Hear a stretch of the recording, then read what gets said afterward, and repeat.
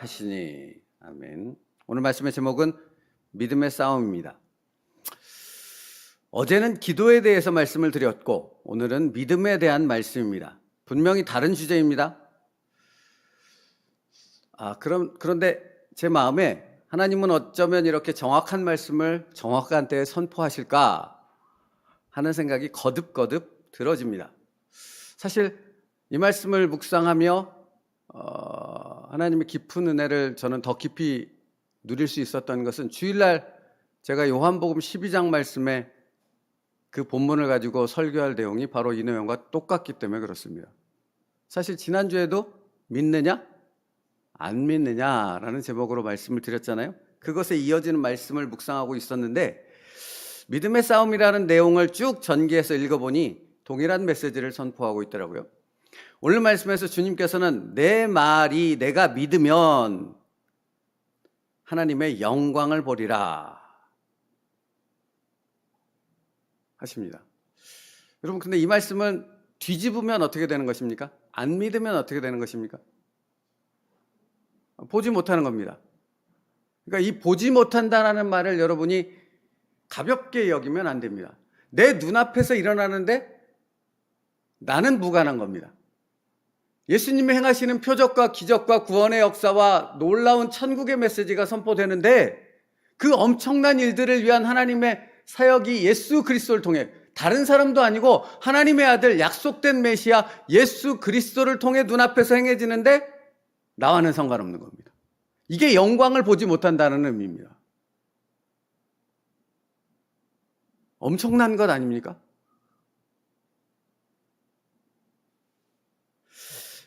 성경에 보면 같은 공간에서 같은 시간대에 주님의 말씀을 듣습니다. 그런데 놀라운 것은 어떤 사람은 주님의 말씀을 듣고 인생이 바뀌고 영생의 말씀을 그 마음판에 새김으로 전혀 다른 삶, 천국을 소유한 자의 삶을 살아가는 놀라운 하나님의 역사와 은혜를 경험하게 되어지는데 반해 또 어떤 사람은 오직 생각에 뭐 저런 인간이 다 있지? 저 인간은 죽어야 마땅해. 이 세상에서 없애버려야 돼. 다른 사람을 더 미혹하기 전에 라고 생각하며 예수님을 죽이는 생각에만 오로지 온통 모든 생각에 사로잡혀버리는 그런 사람들이 있다라는 거죠. 그러니까 이번 주 말씀이 사실은 그래요. 신기하지 않습니까?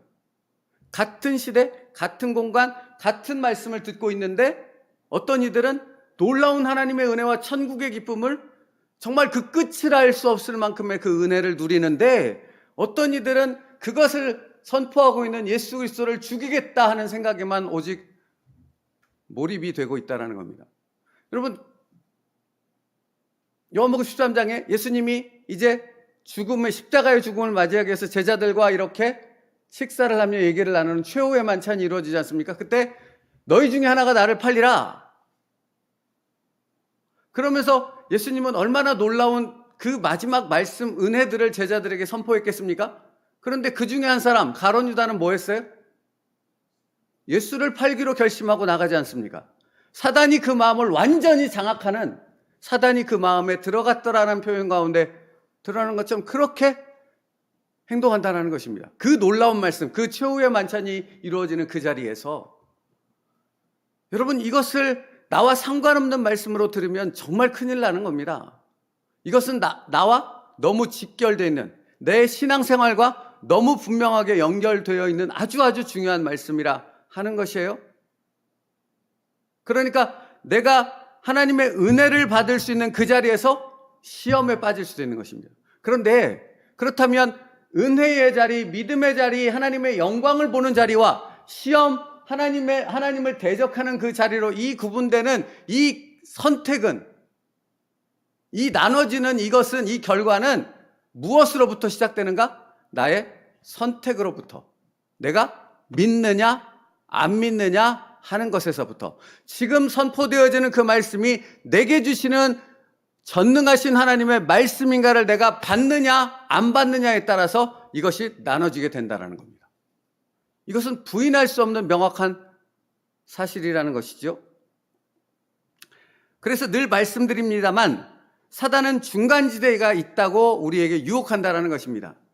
그러니까 신자와 불신자 사이에 무신론자가 있다라고 말하죠.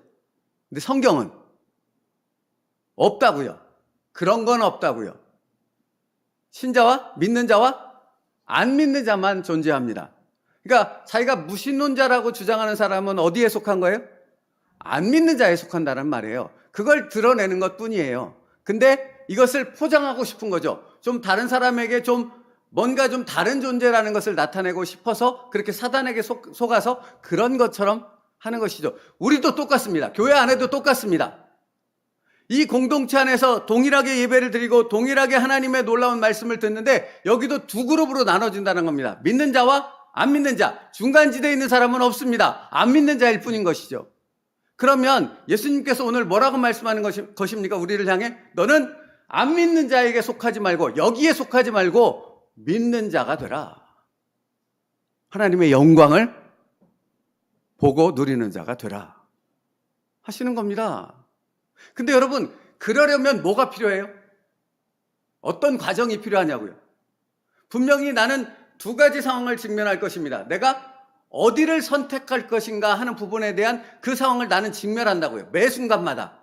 내가 지금 선포되게 있는 말씀을 사람의 얘기로 듣고 저 목사님이 저렇게 얘기하네, 자기 얘기하네, 나를 설득하려고 얘기하네, 이렇게 얘기하면 일로 갈 것이고 하나님께서 저분을 통해 하나님의 메시지를 오늘도 내게 주시는 거구나. 그게 어린아이와 같은 미숙한 사람이 전하는 말씀일지라도 그 사람이 정말로 하나님의 사람으로 전하는 그 말씀을 내가 믿음으로 받으면, 제가 그래서 한나의 경우를 얘기하지 않습니까? 한나가 기도하고 있을 때 그 한나가 너 왜 술 취했어? 낮부터 이렇게 얘기한 무지한 엘리 제사장의 얘기지 않습니까? 그런데 놀라운 것은 엘리 제사장이 선포한 그 말을 한나는 믿음으로 받았다는 겁니다. 누구를 믿은 거예요? 엘리 제사장을 믿은 거예요? 하나님을 믿은 거죠. 하나님을 믿은 거죠. 그죠?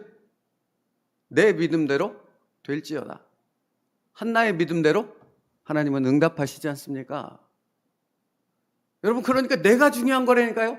다른 사람이 중요한 게 아니에요. 누가 얼마나 많은 사람이 이쪽 그룹 믿지 않는 그룹에 속하였고 얼마나 그 주장이 센 사람이 이쪽 그룹에서 뭔가를 말하는가, 이건 하나도 중요하지 않다고요. 뭐가 중요한 거예요? 내가 지금 하나님을 믿느냐, 지금 선포되는 말씀을 내가 믿음으로 내 마음판에 하나님의 말씀으로 받느냐 하는 것이 중요하다고요. 언제나 그렇습니다.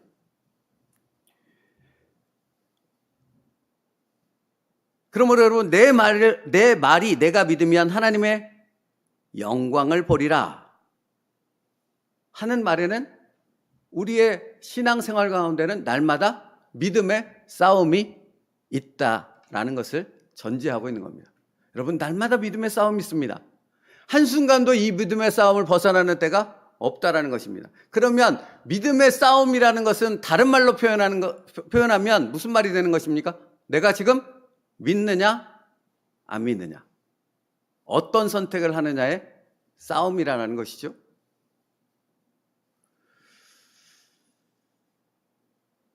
이 싸움이 일어날 때 우리 머릿속에서 엄청난 싸움이 있습니다. 사도 바울이 고백했던 것처럼 상식과 이성, 경험과 합리가 주장하는 나의 틀과 기준이 하나님의 말씀이 선포됐을 때 반사적으로 반기를 들거든요. 반사적인 반응을 보이거든요. 마치 그 부자 청년과 같습니다.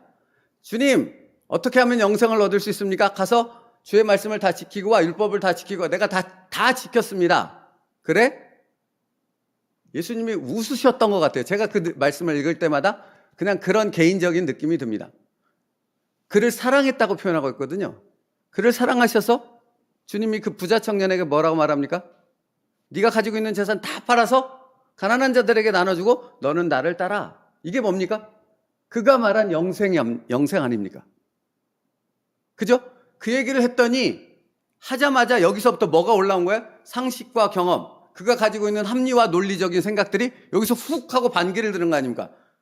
뭐야 이게? 그런 말도 안 되는 얘기를 지금 나에게 하는 거야? 그럴 수 없어가 되는 거죠. 우리도 똑같다고요, 여러분. 내가 그냥 편안하게 지킬 수 있는 말씀에 대해서는 그런 반응이 나타나지 않습니다. 근데 나의 생각을 뒤집어 엎거나 나의 인생에 여지껏 살아온 삶의 방식과 목적을 완전히 뒤집어 엎는, 여러분 다시 말씀드립니다. 하나님은 우리를 뒤집어 엎습니까? 안 엎습니까? 옥토 얘기했던 것처럼 반드시 뒤집어 엎습니다. 모든 것을 뒤집어 엎는다고 생각하면 정확히 맞습니다. 그러니까 그런 상황들이 늘 있는 거죠. 그렇게 뒤집어 엎는 말씀이 내게 왔을 때 우리 안에서는 그냥 반사적으로 그것에 반대되는 생각들이 여기서부터 그냥 엄청나게 쏟아져 나온다고요. 그러면 그때 우리는 선택해야 되는 거죠. 내 안에서부터 솟아오르는 그 반사적인 반대의 생각을 쫓을 것인가, 아니면 전능하신 하나님, 지금 이 모든 상황과 내 형편과 모든 삶을 여기까지 인도하신 그 하나님을 신뢰하며 눈에 보이지는 않지만 그 하나님의 말씀을 의지해서 내 인생의 중요한 결단을 믿음으로 순종하여 나아갈 것인가. 이 싸움이라고요. 늘 이 싸움입니다. 그래서 주님께서는 주님의 말씀을 보면 이와 같은 부분에 대한 말씀을 얼마나 많이 말씀하시는지 몰라요. 뭐라고 하셨냐면 내 믿음대로 될지어다 내 믿음이 너를 구원하였도다. 여러분 구원에 대해서도 주님은 굳이 이렇게 표현했다는 거예요. 내 믿음이 너를 구원하였도다. 내가 너를 구원하였도다. 이렇게 말씀하지 않고 너의 믿음이 너를 구원하였도다 말씀하는 거예요. 왜 그렇죠? 주님의 선포된 그 복음을 내가 믿음으로 받을 때 구원의 역사가 임하니까요. 그죠? 내 믿음이 크도다. 내 믿음이 어디 있느냐? 내 믿음을 확증하라. 이런 말씀 얼마나 많이 하셨는지 모른다고요. 그러니까 주님은 끊임없이 우리에게 무엇을 말씀하세요? 이 양 두 그룹으로 나눠지는 이 상황 가운데 너는 선택해야 된다. 그런데 이 선택의 중요한 판단 기준이 뭔가? 하나님의 말씀을 믿음으로 받느냐에 있다고요. 그래서 챔버스 목사님이 이렇게 말합니다. 상식은 믿음이 아닙니다. 다시요. 상식은 믿음의 반대입니다. 상식은 믿음이 아닙니다. 상식은 자연적인 것, 믿음은 초자연적인 것과 관련됩니다. 상식적으로는 주님을 의지할 수 없는 상황에서 예수 그리스도를 의지할 수 있습니까? 챔버스 목사님의 질문이에요. 상식적으로는 예수님을 의지할 수 없다고요? 믿을 수 없다고요? 반대되는 생각으로 온통 가득하다고요? 근데 그때 뭐 할 수 있느냐고요? 믿을 수 있느냐고. 그게 주님의 우리를 향한 날마다의 질문이라고요. 또요, 상식적인 판단이 거짓말이 아닐까라고 외칠 때에도 용감하게 예수 그리스도의 말씀을 믿고 나아갈 수 있습니까? 좀 더 강조되었죠? 거짓말이라고. 이거 나를 속이려는 거 아니야? 내 것을 다 빼앗아 가려는 거 아니야? 나의 삶을 다 무너뜨리려는 거 아니야? 이대로 되면 나의 존재감도 없고 나는 다른 사람으로 인정받지도 못하고 인생을 나고자로 살게 되는 거 아니야? 나는 아무렇지도 않은 그런 무기력한 존재 되는 거 아니야? 이런 수없이 많은 생각들이 나를 감싼다고요. 근데 주님은 그때 뭐라고 말씀하시다고요? 내 말이 내가 믿으면 뭘 봐요? 하나님의 영광. 하나님의 영광은 그렇게 보는 겁니다. 믿음으로 보는 겁니다.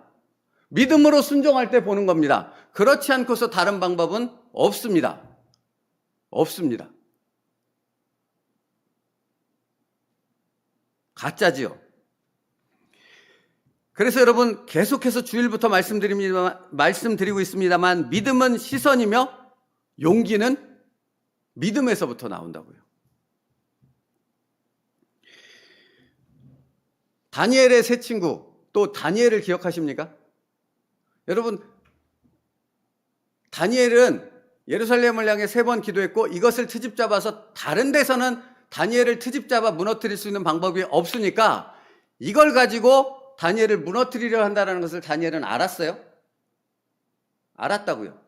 그러면 여러분, 이게 생각보다 대처 방법이 간단할 수 있습니다. 어떻게 하면 됩니까? 3번 기도하는 걸 멈추지 않아도 돼요. 창문만 닫고 기도하면 돼요. 그러면 그들이 기도하는지 안 하는지 어찌 알겠습니까? 그리고 그 기간만 기도를 안 한다든가 다른 얼마든지 상식적인 선에서 그것을 피할 수 있는 방법이 있었다고요. 근데 다니엘은 무식하게, 그죠? 어떤 사람은 그렇게 말하지 않습니까? 무식하게 창문을 열고 하던 그대로 기도했죠. 그래서 사자굴에 던져진 것 아닙니까? 다니엘 세 친구도 마찬가지 아닙니까? 우리는 신사참배의 상황이 있기 때문에 더 절실히 와닿는 말씀 아닙니까? 다니엘의 세 친구, 왕이 우상을 만들어서 여기다 절하라 했을 때 그냥 질끈 감고 그때 한번 절하면 다 끝납니다. 자신의 지위도 재산도 생명도 모든 것을 다 지킬 수 있고 풀무불에 던지지 않아도 됩니다. 이게 무슨 생각이에요? 상식과 이성에 의한 판단 아닙니까? 합리적인 생각 아닙니까? 근데 그들은 그렇지 않았다는 겁니다. 그럼에도 불구하고 내가 죽을 걸 감안하고 나는 믿음의 결단을 하겠노라. 그게 그럼에도 불구하고 아닙니까?